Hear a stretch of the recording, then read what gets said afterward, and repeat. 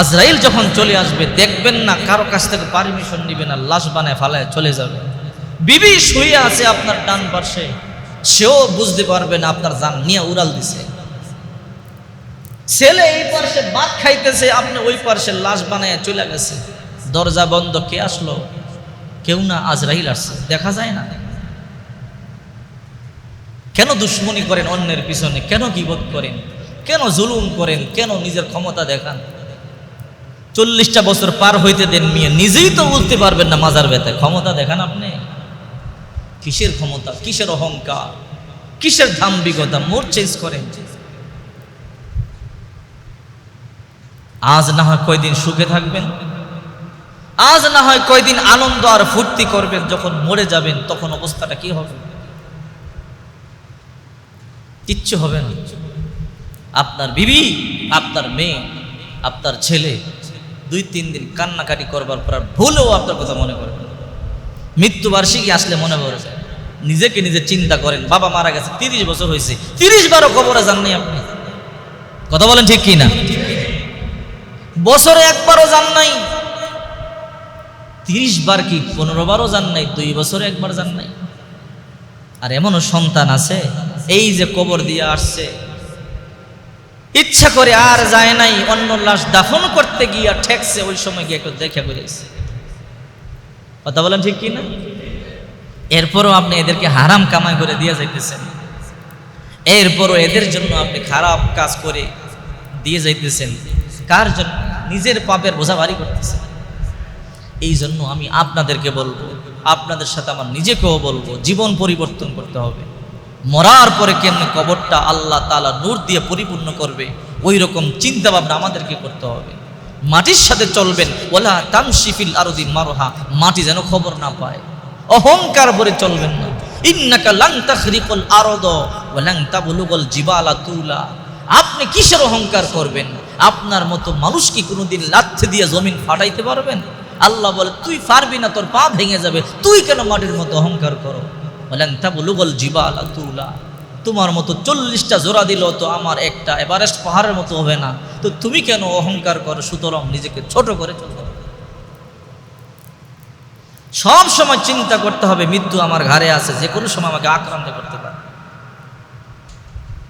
আমি এই যে পাপ করতেছি, পাপের বোঝা নিয়ে কবরে কেমনে যাব? আমি রাসূলের আদর্শে আদর্শিত হন। কেউ একটা চর দিছে, তাকে মাফ করতে শিখুন। কেউ একটা গালি দিয়েছে, তাকে মাফ করতে শিখুন। কেউ একটা থাপ্পড় দিয়েছে, তাকে মাফ করতে শিখুন। এটা রাসূলের চরিত্র। আল্লাহর হাবিব, রাসূল যেদিন মক্কা থেকে হিজরত করে মদিনায় যায়, নবীজির মতো অসহায় আর কেউ ছিল না। কতটা প্রেসার দিলে, কতটা জুলুম করলে ঘর ছেড়ে, বাড়ি ছেড়ে, সম্পদ ছেড়ে শূন্য হাতে যাইতে হয়। হাদিসের ভাষা শুনলে অবাক হবেন। ফালাম্মা হাজারুন নবী মিন মক্কাতে ইলাল মদিনা, যেদিন নবীজি হিজরত করে মক্কা থেকে মদিনায় যায়, ফা ইনতাফাতিন নবী ইলাইহা মাররাতান বাদা মাররা, একবার বাইতুল্লাহর দিকে এক লাফ দিয়ে আসে, আরেক লাফ দিয়া মদিনার দিকে যায়, আবার এক লাফ দিয়ে আসে, আবার যায়। আবু বকরকে এমন কেন করেন? বলে বাইতুল্লাহর সাইরে যাইতে তো মন চায় না, মনে কেমনে যাই? এখানে না আমার জন্ম, এখানে আমি বড় হয়েছি, যাই কেমনে? ফাফাদাত আইনাহু বিদ্দুম, চোখ বেয়ে পানিগুলো পড়তে পড়তে দাঁড়িয়ে ভিজে গেছে আল্লাহ রাসূলের।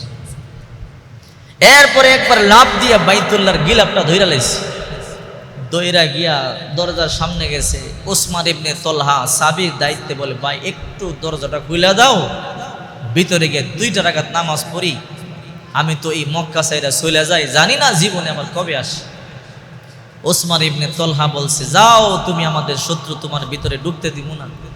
নবী বলছে, আমি তো তোমার চাবি, মালিক হইতে চাই না, 2 রাকাত নামাজ পড়তে 2টা মিনিট দে না ভাই। এই কাবা ঘরের ভিতরে 2 নামাজ পড়ি দেয় নাই, বরং নবী গিয়ে ধাক্কা দিয়ে নিচে ফেলাই দিছে। নবীজির গর্দান মোবারক ছুলে গেছে, রক্ত বের হয়েছে। আল্লাহ হাবিব হাত দিয়ে রক্ত বের করে বলে, আজ আমি অসহায়, আমার মা আর বাবা নাই, আমার দাদা দাদি নাই, বলে তোরা আমার খালি মারো। কেন আমারে মারো? আমি তো দোষ করি নাই, ক্ষমতার বলে অপব্যবহার করেছ। 2 রাকাত নামাজ পড়তে আমাকে দেও নাই, আমি যাচ্ছি চলে মদিনায়, মনে রাখবা যে হাত দিয়ে আমাকে তুমি ধাক্কা দিছো, এই হাতেই ভিক্ষুকের মতো একদিন চাবি নিয়ে দাঁড়ায় থাকবা, ক্ষমতার পালাবদল একদিন হবেই হবে, ঠিক কিনা জোরে বলি? মোর বেশি দিন ঘুরে নাই তো, 8 বছর মাত্র। রসুল মদিনায় গেছে, আল্লাহ ক্ষমতা দিয়ে দিছে, 8 বছর। আল্লাহ হাবিব মক্কায় আবার আসলেন 10,000 সৈন্য নিয়ে বিজয় বেশে, কালো পতাকা মাথায় বেঁধে। মক্কায় ঢুকতে এই খবর শুনছে কাফেরেরা সব পালাইতেছে, সব পালাইতেছে। রসুল কি বললেন? লা তাসরিবাল আলাইকুমুল ইয়াউম, আরে আজকে আমি তোমাদের উপরে প্রতিশোধ নিতে আসি নাই।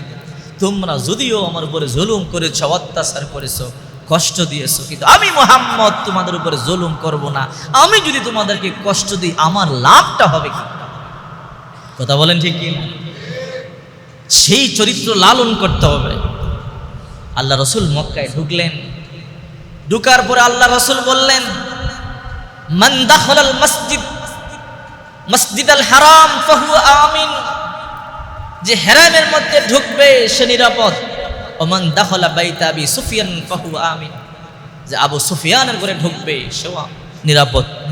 ওমান আগলাকা বাবা বাইতিহি ফাহুয়া আমিন, যে দরজা বন্ধ কইরা ঘরে থাকবে, বিদ্রোহ না করবে, সেও নিরাপদ।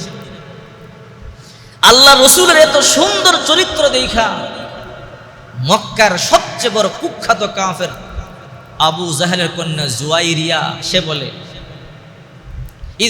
ক্বালাত জুয়াইরিয়াতু বিনতু আবু জাহলিন লাকাদ রাফা আল্লাহু যিকরাকা ইয়া মুহাম্মদ, হে মুহাম্মদ, সত্যি তুমি একটা অসাধারণ ব্যক্তি, তোমার মতো এমন উত্তম চরিত্র, শ্রেষ্ঠ চরিত্রের মানুষ দুনিয়ার মধ্যে নাই।